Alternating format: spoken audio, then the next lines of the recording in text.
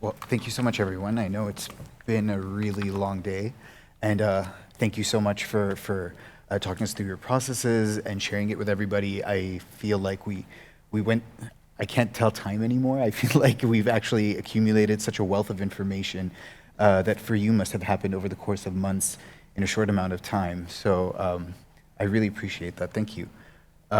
I have a lot of questions on my mind that kind of built up as watching both of you speak, but also questions and points of discussion that we, in preparation for this, obviously we spoke about. So I think that it's going to louder. Okay.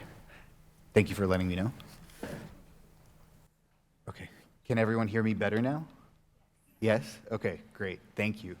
It's hard to project the voice these days. I think the mask has kind of ruined it for everyone. Okay, well, and with that, I guess we'll just get started with some questions. And both of you kind of spoke briefly about recipes in your presentations in a variety of ways. And I thought that that was the first and foremost question that pops up when we encounter food that we want to learn more about. Oh, how do you make this? But both of you also said that the way conventional recipes were used was not enough to encompass what you were coming through, what was happening in your practices. And I was hoping if you could elaborate in how, in your different ways, you've needed to shift your recipe writing, what you had done prior to these experiences you shared with us, and what happened as of now, and maybe even what you would take with you in recipe writing in the future. Sure. If recipe writing is a set of instructions, then those instructions really need to include a lot more than just the materials and the ingredients and the cooking time and that process. For me, I cook when I'm emotionally heightened. I cook over a film. I cook when the news is really bad, or when I just desperately want to make something, and I just feel like, and obviously I cook as a register of memories that I want to kind of reenact or re-experience, and all of that I just feel really needs to be part of a set of instructions, let's say. Yeah, in my case, I am not a recipe writer and I'm not a cookbook writer, and from my experience as an anthropologist, I understand that recipes belong to those who cook them. So while I'm trying to translate movements and gestures and measurements, because there are even jokes about how Arabics cook, putting stuff and measuring things with the eye, and especially when it comes to the spices, like, there is not such a subtlety like one clove of garlic. I mean, it's either garlic or no garlic.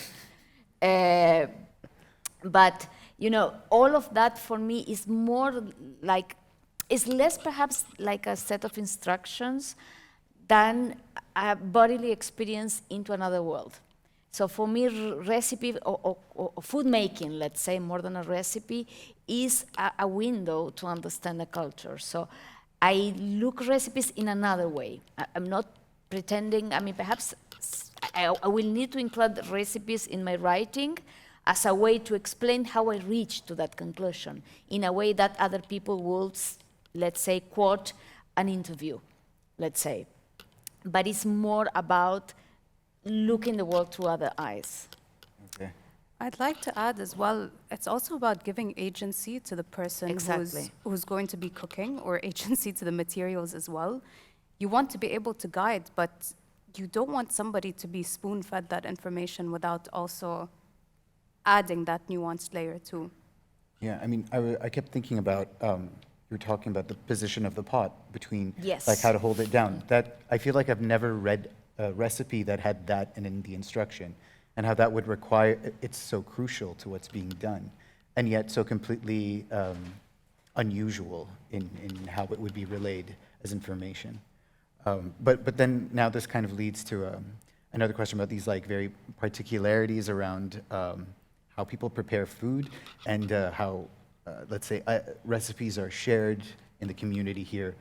Like you said, there's either some garlic or no garlic, and they don't give you measurements. They tell you, like, you have to tell with your eyes or by a handful. And that becomes like a very confusing space if you're not used to it. So people keep opinions or keep information that they'll tell you on the spot. And then they all have an opinion, right? Every person has their own particular opinion. So when working with different people, I was wondering if they had opinions regarding your practices, if they told you how to, or you're not, like you were mentioning a lot of moments where people were telling you things weren't being done right, you have to do them differently. But I imagine there were also some contradictions, and how you would use a piece of food in drying, like, oh, this can't be dried, and I know that you've dried a lot of things that shouldn't have been dried. So I was wondering, what are some of the opinions and how they contradicted your practices, and how that made you feel or respond towards those opinions? You want to start? I need time to think this one through, so I'll allow you to start. Okay. Of course, let's say there is like a basic understanding on how a dish should be made and like a basic group of ingredients.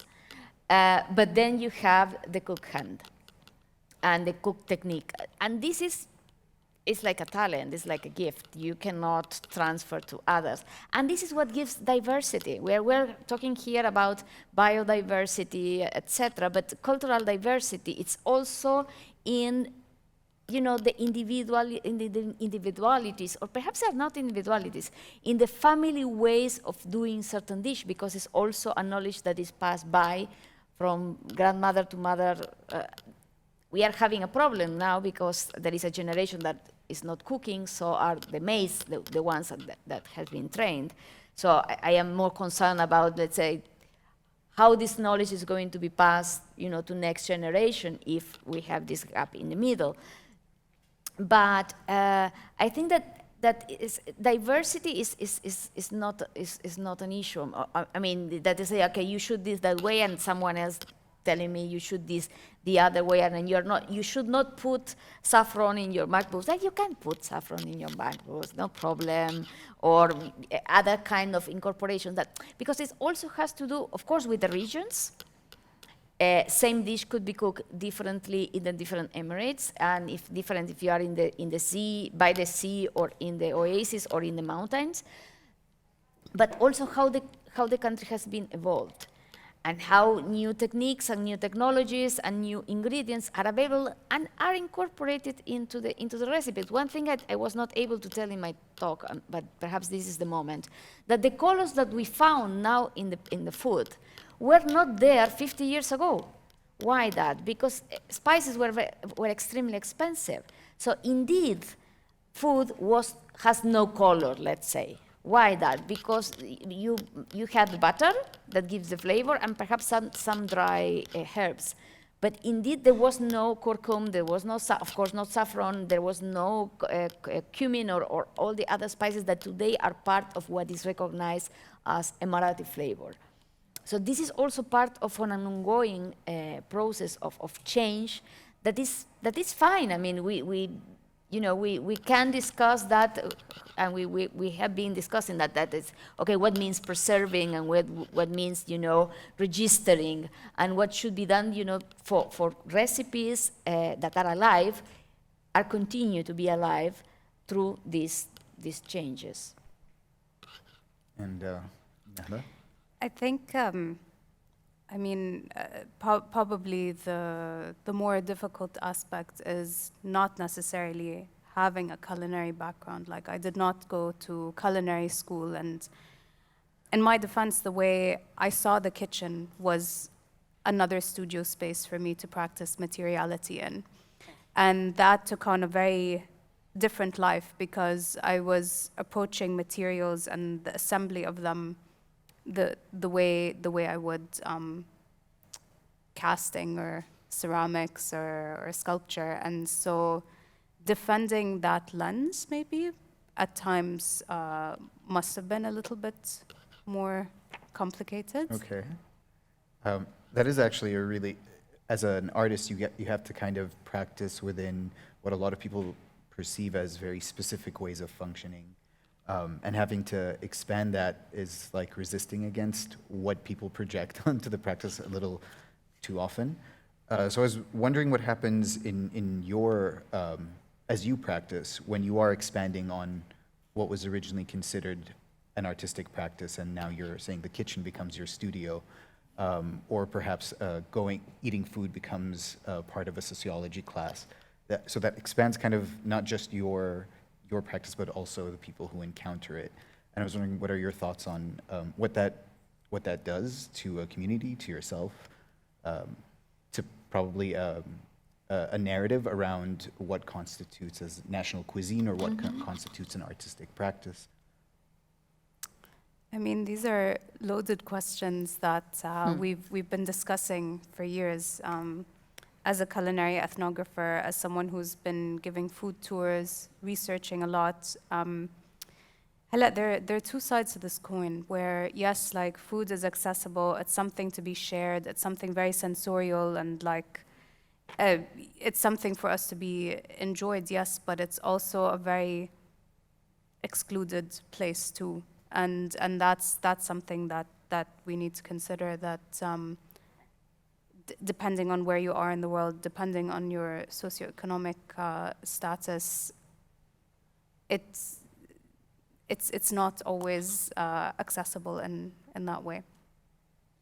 But when it comes to sharing it with communities, I think for me, I suppose it's a sensitivity to materiality, and understanding what the process and the labor behind putting out certain dishes is very important. The storytelling is as well, but I'm really departing from a storytelling format that kind of starts off with what my generational inheritance has been, or my national lens, particularly because mine is already quite complex, and then bringing that into the forefront, that there are actually more stories to tell when it comes to consumption, when it comes to our everyday lives, when it comes to the fact that we're living here without our parents necessarily, or without, having the time to cook the way we would like to. And sometimes without the pressure of having to carry that with you. It is a really complex question. I'm sorry if I threw it at you with no warning. How about you, Dr. Eloisa? Yes, I mean, food as sociology is fabulous because it's a multidimensional fact that you can take from wherever you want, from gender perspective, the nutritional perspective, the practices, as Nahla said, the commensality, who is invited in and who is not, who participate, the sharing of the food, who is not, but also when you talk about national cuisine, what is included and what is not, because we know that the UAE imports 90% of the food that it consumes, that part of the Indian, for example, heritage is included, especially here in Dubai, into what is considered, not Emirati, but UAE culinary culture, but many other things are not. And we have discussions on parsley and garlic regarding what is in and what is out, but at the same time we can include ingredients and we can include recipes and adapted and made them Emirati, while not inviting the people to the table. So it creates several layers of belonging and identity. So food is a very powerful, it looks like very, quite a nice and not dangerous topic, but it's absolutely powerful when you start to discuss what is in and what is out. And in this sense, you were talking about the narratives and culture, etc. I think that since this is a very young country, the national cuisine is not set yet, and there are efforts to do that, and I think it is valuable because this is part of how a nation is built. But indeed, I think that the most interesting thing to look at that is how this multiculturalism that is present in the UAE are going to or not be included within this canon of what is Emirati. So I think, I mean, there is so much to research and so much to work on, and food in that sense is again, a window or a door to many things and many important topics to discuss in cultural terms. Yeah, I mean, it's already interesting enough that the food that's being cooked here is made from 90% imported foods. Yeah. So it becomes a very strange story to label it as national when it is, but it also is made of other items. And Nahla, you were also talking about buying the produce at the supermarket and drying them under the sun here and processing them the way that in the past very limited ingredients would be processed. Just if we just can yes, add in this sense, rice, for example. Rice is considered the staple of the Gulf, and here it occupies the place of bread in the rest of the Arab world. Indeed, it's the same word in Arabic that is used for both. But indeed, rice was extremely expensive, and until 20 years ago, not that far, I'm not talking about 200 years, I'm talking about the day before yesterday. It was, I mean, of course, it's a staple. It was kept within despite of the warm weather, but you are not eating them every day. What you ate, let's say, the communities every day was bread, was basically regag. That was the bread that, you know, stayed more stable, and you can travel with them without problem, and you can mix it with laban and a date, and halas, that's it, your food. So how rice become, you know, the quintessential food for Khaliji culture, this is something that has to do also with memories of being poor. That is not very talked. That is something that nobody wants to talk about, the past when there was scarcity and there was hungry. But I think that it's, you know, all these stories that are overlapping start to explain how a national cuisine is constructed. I feel like there's also the element of making it comfortable to speak about these issues once presenting them through an artistic practice. So talking about colors kind of leads this way to speaking about what we put in the food, and then that becomes the opportunity to talk about why this food and not another food, or why this ingredient. And Nahla, you were also, I mean, I feel very fortunate that we got to see some of the swatches you were doing as you were comparing the colors of the sunset to the fruit, and it really gave a larger access point to what you were doing for someone who's just like, as we pass by in the library or cross paths. I was hoping that you could also maybe tell us a little bit more about how the colors and the swatches activated what was happening at the root. Definitely, but before that, I just wanted to add something. Food here as a practice should not be invalidated because it comes from a supermarket. Like I was thinking about this. There was no way I wanted to create a sun-drying work that only worked with the locality of sourcing certain ingredients from farms, or tapping into my friends who are locally based who have those farms, because I cannot romanticize what actually is the reality for a lot of us. And Moza, this reminds me of a discussion we had about you going to culinary school here and being almost yani, shamed is the word for making cakes out of Betty Crocker cake mixes, and that being invalidated because it wasn't being presented from the lens of how you should make a ghetto, you know? It just, and yet at the same time, it's so valid to her practice because this was her upbringing. So yeah, I just wanted to add that as well, that I think where I am right now is really trying to move away from that and actually just concentrate on what my daily reality and my lens looks like before taking on the pressure and the burden of an entire nation. Yeah. But moving on to colors and swatching, the most incredible thing that exploring natural pigments and colors has offered me is how complex and fascinating that palette is, and yet how universal it is as well.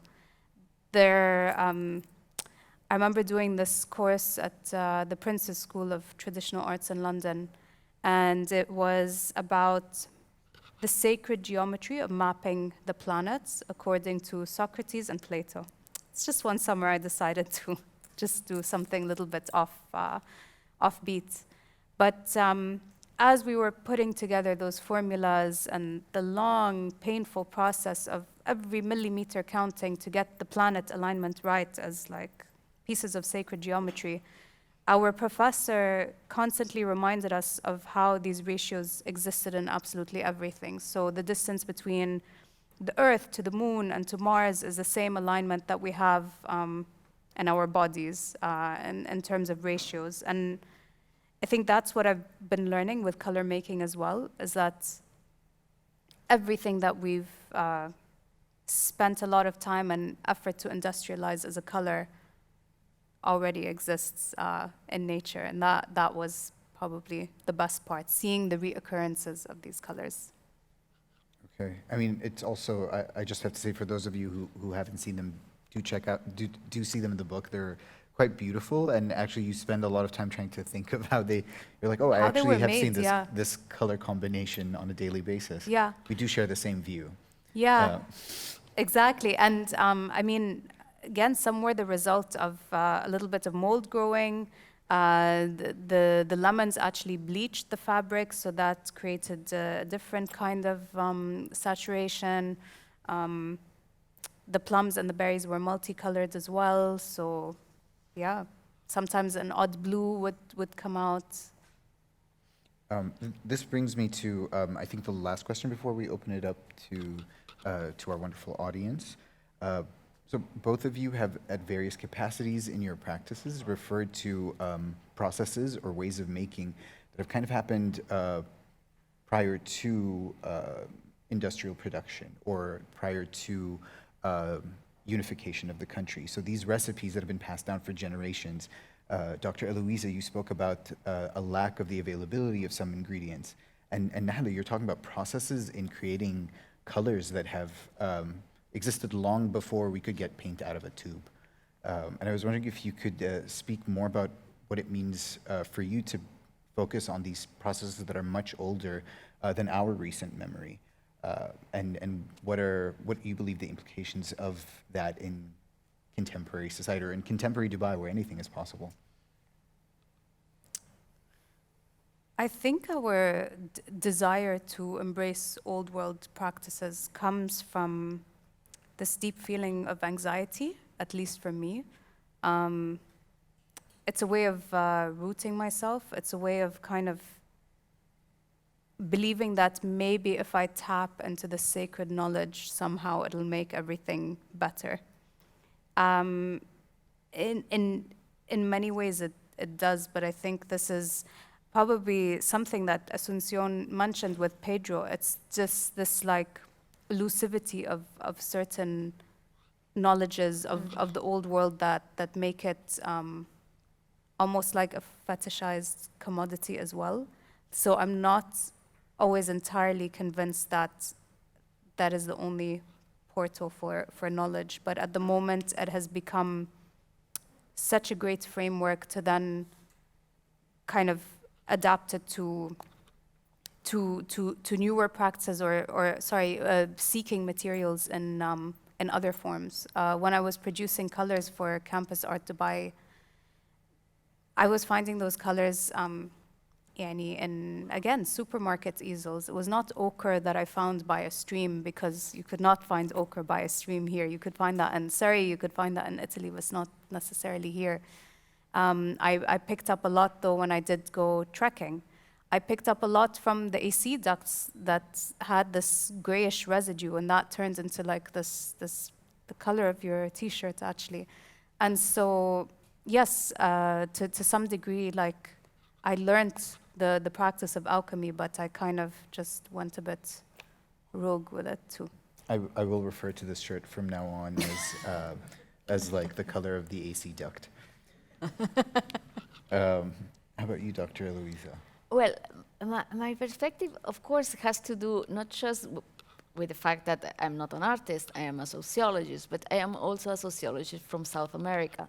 So my relationship with the process of learning and teaching a completely different culture is mediated by my experience of having been colonized as well. So one day I was discussing with the students, and students are great in that sense to put you on your place. Say, okay, no, because I'm really concerned about these recipes that are going to be lost, and this is culture. So are you coming here to save our culture? And then I say, oh my God, what I'm doing.